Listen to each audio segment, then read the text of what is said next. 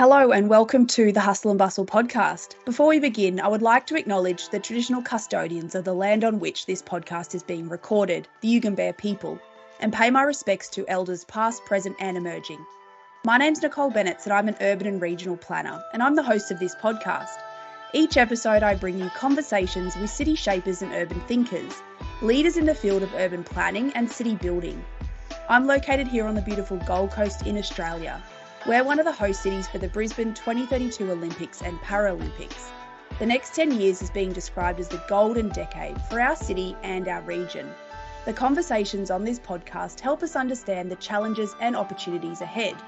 So let's take a minute from our busy hustle and bustle day and let's have a great conversation.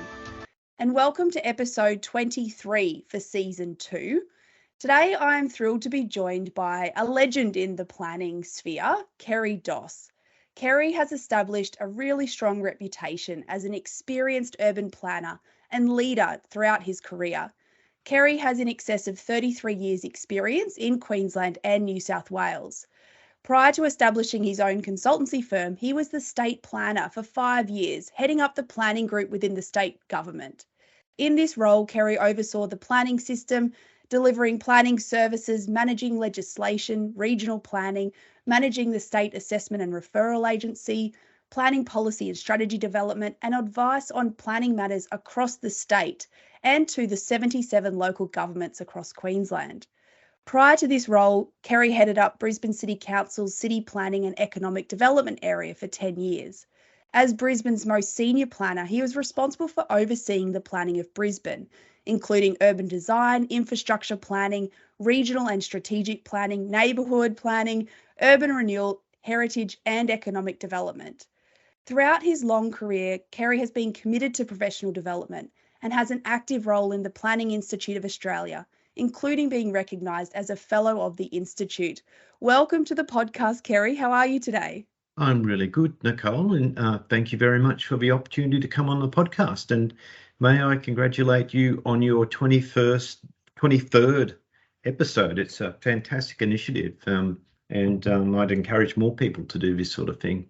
Oh, thanks, Kerry. It's the 23rd for this year. I did 18 last year, Ooh, so okay. we're over 40 now. So it's a bit crazy.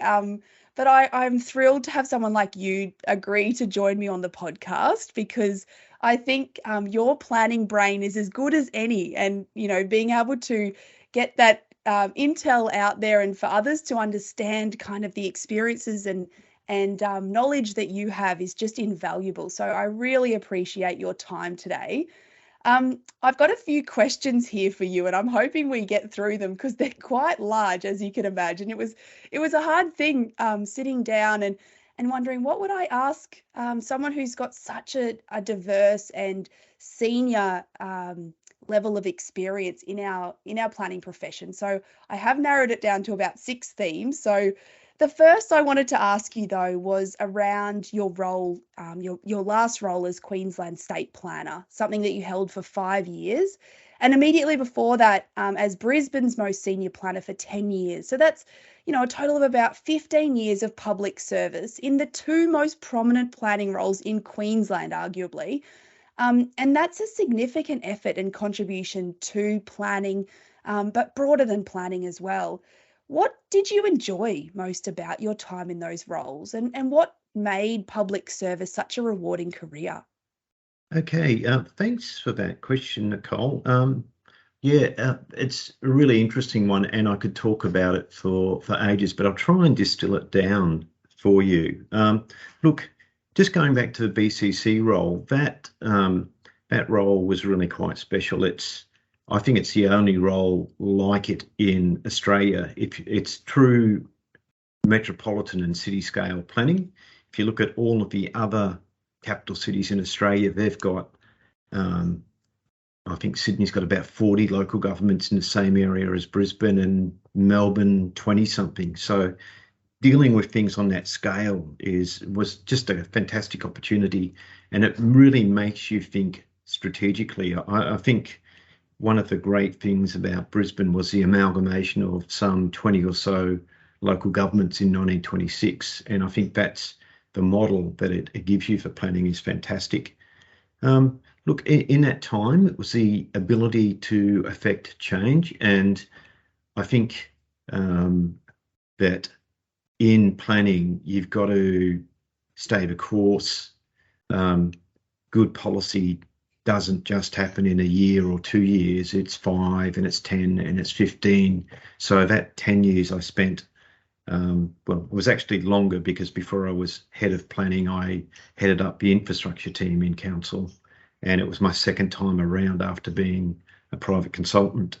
And just the ability to stay the course and to steer good policy over time, because you have political cycles and you might have a change of government, and just convincing different levels, different politicians over time that a policy is worth sticking to.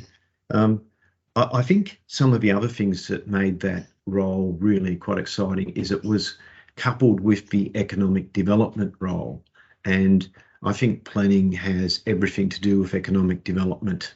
And it took a while when I first took over the economic development portfolio, finding a common language between the economists and the planners. And one of the projects which I was really quite proud of was Burnett Lane. We saw an opportunity there, and we carried out the upgrades in Burnett Lane. And if you walk down Burnett Lane now, there are all these holes in the wall which used to be vacant space, which are thriving little cafes and bars and restaurants, and there's artwork. And to the economists, that's an economic development project, but to the urban designers, it's an urban design project, and it's really both. And seeing things like that, being able to do that, and delivery of urban design projects, so the suburban centres improvement projects, taking old strips shopping centres and revitalising those. So it's not only just making the plan, it's having talking to the community about what the plan might lead to, and then actually doing things which start to implement that plan. And once a council can show, not only say it's going to do something, but lead the change in those areas, that's pretty exciting. One of the other things about Brisbane was the neighbourhood planning project. One of the difficulties of planning at a citywide scale is making citywide and strategic policy, making it, grounding it at a local level. And the neighbourhood planning process, that really revitalised the way that that we engaged with the community and spoke to them about some of the big issues about growth for Brisbane, and then how you actually accommodate that in their suburbs. And it was really good to talk to people. Initially, they were hesitant about growth and change, and towards the end, them saying, oh, well, what about this and what about that? And some of it was self-interest, but some of it was people actually getting above their own personal needs and thinking a bit more strategically. And that was quite rewarding. In terms of the state role, Queensland is a huge state, and that's both the tyranny of distance is a challenge, but it also makes the setting policy and implementing policy really interesting. If you look at what's an issue in Brisbane isn't an issue in Longreach or Cairns or somewhere else. And so that variety of policy was really interesting. And then how do you make that matter? And the way I looked at the role was that our team in state government, we were partners with the local governments and partners out there, and we were collaborators, because those local governments know their local area much, much better than we do. And so you really can't dictate. It's about listening to them and then helping them to implement what you might require of state policy and finding things that worked. So that was pretty exciting stuff. One of the other things which was really powerful is about, if you really want to make something happen in state government, you can. And one of the examples was when when COVID broke out, we didn't have controls in the Planning Act which allowed emergency uses to be set up rapidly. And the Planning Minister at the time, Cameron Dick, asked us to think about what we might be able to do to help respond to the COVID emergency. And so we had an idea. We pitched it to the Minister's office on the Friday, and they said, right, okay, make it happen. So we worked all weekend and drafted up amendments to the Planning Act. We had those finished by the Sunday afternoon. They were introduced into Parliament on the following Tuesday, debated on the Tuesday and passed on the Wednesday and implemented on the Thursday. So if you really, that was incredible. It was absolutely amazing to be part of, and it made a difference. It was leading practice in Australia at the time. And so that stuff is, you're kind of pinching yourself, because at any other time, if you said to, everyone would have said, no, it can't happen. But we needed to respond, and we had support from the Premier down, and we made it happen. And that was just incredible stuff. So, in terms of public service, I think it's an honourable profession. I've worked in private practice, and I've worked in local government and state government. And I've seen people in all of those realms work hard and be dedicated to what they do. Of course, they're motivated by different things, but it is a rewarding career. There's the ability to influence other parts of your organisation and other parts of government, because planning is, it's a lot of our tools are fairly weak. So you've got to look at all the policy levers that you can bring to bear to an issue.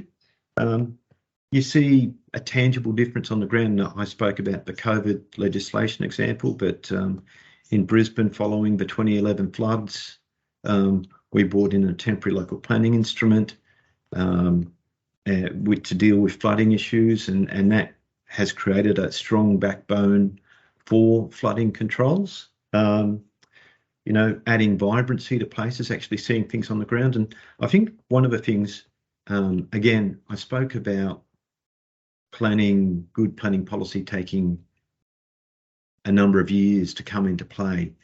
If you can be a steward of that policy over time, and keep policy direction going, you can actually see things happen on the ground, and then you hand it over to someone else. It's like a relay. You pass the baton and hope that they continue that policy on and make it happen. Because if you look at the great cities around the world and great places, they haven't happened in 5 or 10. They've happened over 20, 30, 50, hundreds of years. So, as a public servant, you can play a really key role in that.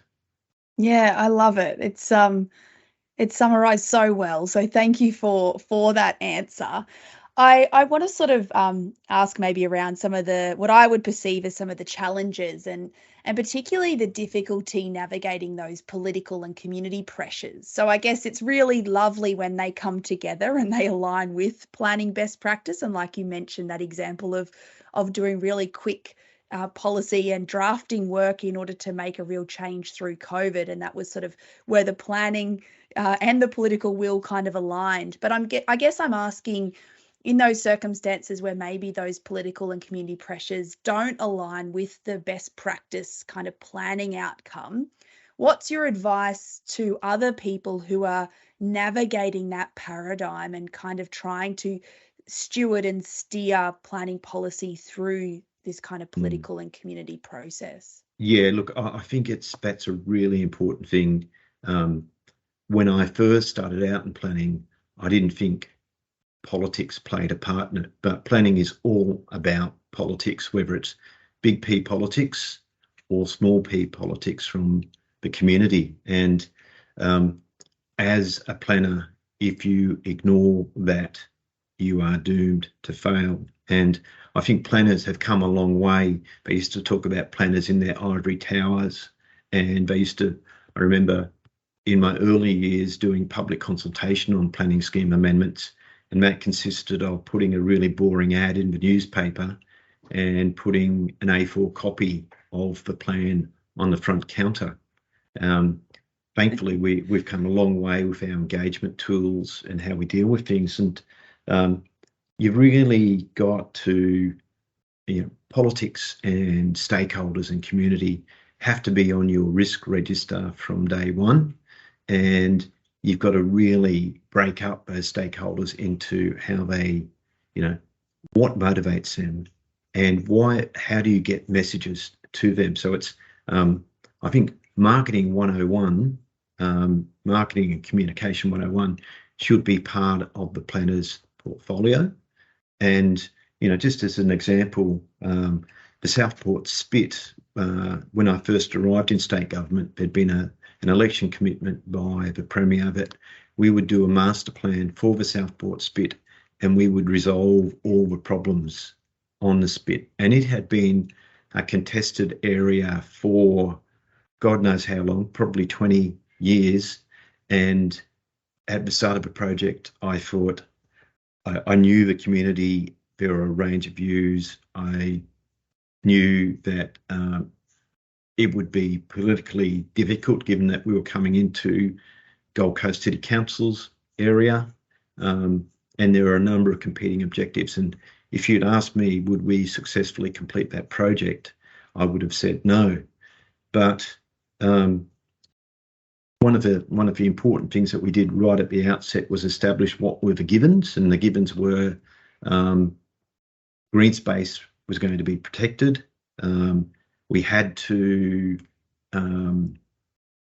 make allowance for the cruise ship terminal that was talked about. We had to allow some development potential, and we had to try and keep all of the stakeholders in the tent.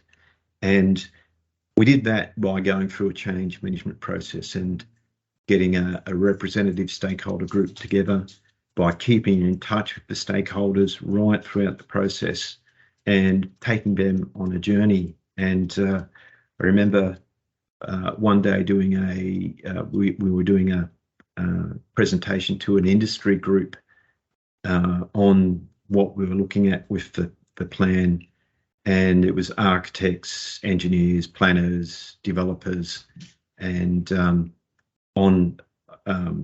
we were being asked a lot of questions. And there was an architect on the coast, Des Brooks, who has apparently done resorts all over the world, and he got up and said, I think what they've done, it's a good plan, it's a good outcome. So I thought that was a great outcome.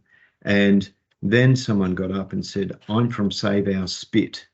And I thought, oh, God, here we go. And then they said, well, I've been involved in this process, and I'd just like to say that it's been a really good process, and they've listened, and I'm happy with where we've gotten to. And in the end, we got a master plan out of a process which it appears just about everyone is happy with, and we've resolved the conflicts and issues, and we've allowed some development. And to top that off, state government and council have put in money to actually implement a lot of the projects on the Spit. So that was fantastic. But that looked at the politics, it looked at the community, and it embraced those. It looked at them as both a risk and as an opportunity, and it worked on that. The other thing is, good ideas have their time, and it can be a great idea, but it can be the wrong time. You look at election cycles. Politicians don't like controversy leading up to an election, and so you've got to pick the timing of your project as to when it's going to fit. There may be another project going on in an area which is, you can either ride off the back of it, or you can stay well away from it. So all of those politics and community are really important. Don't think of it as a side thing to do. I think probably good projects are probably about 30% planning and 70% project management, risk management, and facilitation. So that's a pretty important thing to look at. Pick your time. It might be a great idea, but the community might not be ready for it, or the politics might not be ready for it. Be tactical and agile. If something comes up, COVID created an opportunity for us and we took that. The housing crisis gave us an opportunity to set up a growth areas team. If you see something, be prepared for it, or get yourself prepared really quickly and be agile. And the other thing is, keep your stakeholders in the loop. No one likes to be surprised. Great tips. I love it. So many things come to mind, so many questions that I'd love to ask you. But you did mention that the SPIT took a change management approach, and I'm really keen to pick that up because I know it's something that I've heard you speak about in the past as well, about the role of planners as change managers. What is our role? And do you feel planners are equipped to be change managers? I mean, you would think that the amount of change that we kind of plan for would mean we should be able to do it, but I'd like to know whether you think we are equipped. Yeah, look, it's I think it's a fundamental part of it, and probably not too many planners think about what they're doing as a change management process.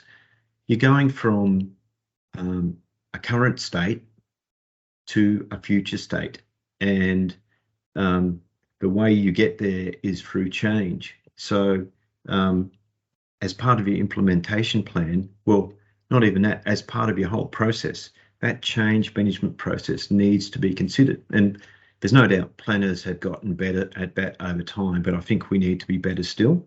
As I said previously, a great idea can come unstuck if you don't manage the change properly. And you've got to genuinely involve your stakeholders. You've got to segment those stakeholders so you know what matters to them, and you've got to be able to put an idea to them in which addresses that what's in it for me issue.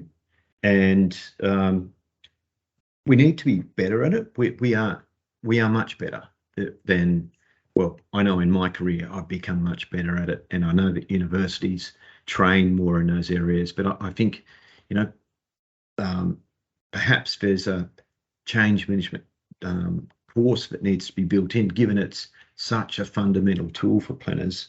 One of the examples I talk about is I live on the edge of Maruka, Karragindi, and there was a retirement village proposed on a bowling club site, and the community were quite up in arms about it. And some people knew what I did, and they'd say to me, "What do you think of this?" And I'd say, "Well, actually, I support the idea of a retirement village." And they go, "Why do you support that?" And I'd put it back to them in a manner which was, "What's in it for me?" And you'd say to them, "Okay, so you love living in this area," and the answer is yes. And I'd say, "Do you want to stay in this area as you get older?" And the answer is usually yes. And you'd say, "Okay, do you want to stay in your 2-story, 4-bedroom house as you get older, or would you like to downsize?" And the answer was, "Oh, yeah, probably downsize." And then you'd say to them, "Can you do that in Tarragindi?" And the answer was no. And you'd see the light come on, and they'd start to think about that 30 years or 20 years forward. And people don't want to think about that. I know I don't want to think about getting older, but you could do that. And you'd say to them, "Oh, so your parents, do they live in the area?" And sometimes they'd say yes. And you'd say, "Have you looked at trying to get them into retirement living or aged care? And was it difficult?" "Oh, yes, it was." Well, again, the light would come on. And to just talk further about housing choice, you'd say, "So your kids live at home with you now. Do you want them to stay living with you?" And nobody wants that. They'd then say, you say to them, So do you want them to move out? Yes, they want them to move out. Is there suitable housing nearby? And the light would come on. And so you've got to have that, be able to have that individual conversation with people to get to that, what's in it for me. And there's an art to that, because often in situations, people are, they're stirred up, they're agitated, and there's an art in settling them down and having that conversation. But how do we do that on a mass scale? That's something, I think social media can be both a help and a hindrance in that regard. But tailoring the discussion so it gets to those people is really important. And we need to build on those skills. And that public consultation can be a really scary thing. So it's about being comfortable in those environments. And, no one does town hall meetings anymore. It's always smaller groups. Everyone gets to have their say. So it's really important to look at that. Picking your audience and picking what matters to them is pretty important stuff to do. And yeah, I just think we need the basic skills. We are getting better at that. We need to think about marketing. We need to think about messaging. We need to think about making the most of technology and the like, and just getting to those different groups of people. And it's whether we do a good job or a bad job depends on where we go with the project. Yeah, awesome. Thank you for that question, or that answer, I should say. We are quickly running out of time, but there's two final questions that I'd love to ask you. Particularly the first one is really topical with the housing crisis, and you kind of mentioned the growth areas team and how they were established to sort of help with this housing crisis. I would like to know, though, with the government convening the housing summit recently, from your perspective and knowing what you know from the inside, I guess, what would you say are the key issues and opportunities in solving this housing crisis? Yeah, look, I don't think there's any one solution, and I think it's really important to look more broadly at the issue. I can't actually see where all this demand is coming from, and I've been scratching my head about this, and I've been reading, and some of the commentators are saying that it's actually the government incentives has brought forward demand, and the fact that people weren't spending internationally, they were spending domestically, it's pulled that forward. So, and they're talking about a potential slump mid next year. So it's knowing what's happening over time. But one of the key things I saw for Southeast Queensland is a lot of our growth areas are fragmented and in different ownership, and the infrastructure planning and infrastructure funding to make those areas happen is, I think we need better tools for that, and we need better tools to be able to roll out those big items of trunk infrastructure. Because you've got a number of small parcels, there's no one player who can afford to put in a big chunk of infrastructure. So funding mechanisms, I think, are really important. And then some of the implementation mechanisms. As an example, when you've got fragmented land, someone trying to roll out a piece, either a road or a piece of pipe or something like that, has to go across a number of properties. And at the present time, the only way of making that happen as a private player is generally to seek an agreement with an adjoining landowner. And developers being competitive, there are some snags with that. New South Wales has a control which allows a developer to seek easements or access through adjoining properties. So we need to look at some of that. And I think we also need to look at the infrastructure charging framework, because it's not working well enough in those new greenfield areas.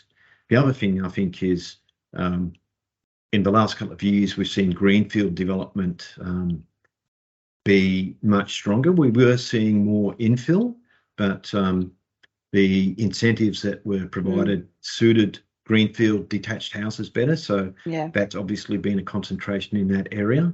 And it's about what are those other forms of development, the missing middle. How do we make those work? And there's some fantastic examples out there. It's just that we need to get that information out there. And we also need to go through that change management process with people. The typical household these days will not be our typical household in 20 years' time. We need to talk to people about housing for their kids, or options for their parents, or downsizing options for them. So there's that change management that we need to go through. So it's all linked in there, but funding is significant.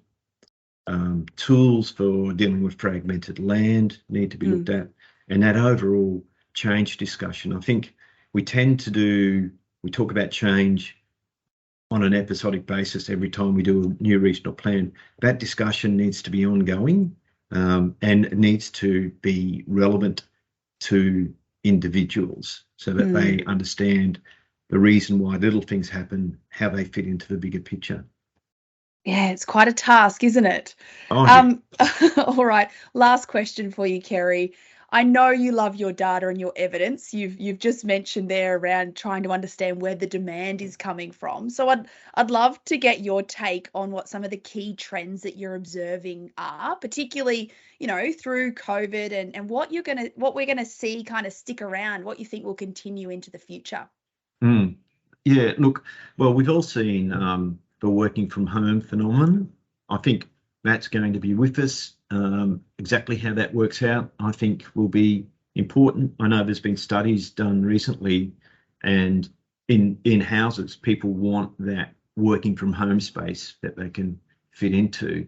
That's also made a difference in terms of commuting. And I think we've seen the uptake of technology through COVID, and use of mediums like Teams, which we're on right now, has made an incredible difference. If you think about how society functions, a lot of it is about getting people, getting materials, and getting information moved around. And I think we've come probably 10 years ahead in terms of doing this sort of interaction and this transaction. The whole range of things that are disrupting, if you look at our housing needs, we're still building 3 and 4 bedroom houses as our most common form of housing, and yet the number of people in houses is going down. So more bedrooms for less people. Not very efficient. Yeah, well, it comes in handy sometimes when you're not allowed to sleep. If you're in trouble and you're in a doghouse, you've got a spare bedroom to fit into. But just those different housing types, how they come along. I think disruption is there are things happening where looking back at the past doesn't help us. I was reading a paper about in Paris, there are a lot of distribution centres being set up in areas which used to be cafes and restaurants, and it's that convenience thing. So if you run out of shampoo or dishwashing liquid, there's this warehouse, and they do Uber Eats type deliveries to all of these things, and that's causing disruption in terms of noise and hours of operation. I was drone technology, what that means in terms of building design and deliveries, how all of that works, and just new technologies. One of the examples I know is a discussion about a motor vehicle workshop in the valley at one stage, and under a mixed-use residential building, and would that work? And the conventional wisdom was no, cars make noise and fumes and dust and oil and things like that, go away. And they came back and said, but it's a Tesla workshop. So all of a sudden, those past paradigms don't work for you. So it's about, I think we as planners, when someone comes in and talks about something that's not, we don't have a model to put it up against, is to actually think about objectives and outcomes with that. So there's a whole bunch of things happening there. And I spoke about our population. We've had all this demand for housing, and yet we haven't had overseas migration, and something has gone skew with it. the things I've heard are about a pull forward of demand, and that'll catch up with us. I've also heard fear of missing out drove a lot of the demand as well, and we're seeing people getting their fingers burnt with house prices dropping and having to make forced sales. I think things like short-term accommodation have also chewed into the market as well, and people having a weekender. So there's all these things chewing into the market. I think looking at things like granny flats and tiny houses and those sorts of things, we need to start to look at that, because our current housing isn't suitable for what we need into the future. So those are just a few of the things that occupy my brain. Yeah, look, it's so fascinating. There are so many questions that come into my brain after hearing you speak, but I do want to wrap it up. I try and keep these episodes to 30 minutes. That seems to be the sweet spots for the listeners. So I really appreciate your time today. Thank you so much for being on the podcast today, Kerry. Oh, it's been my pleasure, Nicole. I'm happy to come back another time. Awesome. Thank you. And thank you for tuning into the Hustle and Bustle podcast this week. If you've enjoyed this episode, please leave a rating and a review so that others find out about the show. You can follow us on Instagram, hustle_bustle_podcast, and LinkedIn too. That's all from this episode. Thanks again for listening. I'll catch you next time. Bye for now.